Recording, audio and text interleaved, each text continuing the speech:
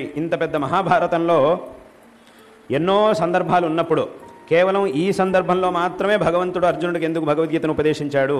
ఎక్కడో వనవాసంలో ఉన్నప్పుడు ఉపదేశించవచ్చు కదా, అథవా ఎక్కడో అజ్ఞాతవాసంలోనో వనవాసంలోనో అథవా అంతకంటే ముందు ఎప్పుడో ఉపదేశించవచ్చు కదా, కురుక్షేత్ర యుద్ధం అయిపోయాక ఉపదేశించవచ్చు కదా, ఆ సందర్భంలోనే ఎందుకు ఉపదేశించాడు అనే విషయాన్ని కనుక మనం చక్కగా ఆలోచించి తెలుసుకోగలిగితే దీని యొక్క గొప్పతనం, దీని యొక్క అవసరం ఏమిటి అనేది మనకి బాగా తెలుస్తుంది. ఏమిటి ఇక్కడ ఆ సందర్భంలోనే భగవంతుడు ఎందుకు చెప్పాడు అనంటే, అర్జునుడు కురుక్షేత్ర యుద్ధంలో ఒక పెద్ద పాత్రని పోషించడానికి కోసం అని వచ్చాడు.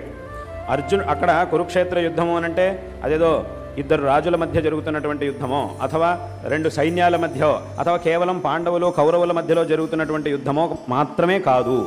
అది ఏమి యుద్ధము అనంటే ధర్మానికి అధర్మానికి మధ్యలో జరుగుతున్నటువంటి యుద్ధం. పాండవులు అనంటే వాళ్ళు ధర్మానికి సంకేతం పాండవులు, అధర్మానికి సంకేతంగా ఉన్నటువంటి వాళ్ళు కౌరవులు. కాబట్టి ఆ యుద్ధం అనేది ధర్మాధర్మాల మధ్యలో జరుగుతున్నటువంటి యుద్ధం. కాబట్టి ధర్మాధర్మాల మధ్యలో యుద్ధం జరుగుతూ ఉన్నప్పుడు ధర్మం యొక్క పక్షంలో అర్జునుడు ఉన్నాడు. అందులోనూ ధర్మం యొక్క పక్షాన్ని ఈ యుద్ధంలో గెలిపించడంలో చాలా పెద్ద పాత్రని అర్జునుడు పోషిస్తూ ఉన్నాడు. అక్కడ ముఖ్యమైనటువంటి పాత్ర అర్జునుడిది.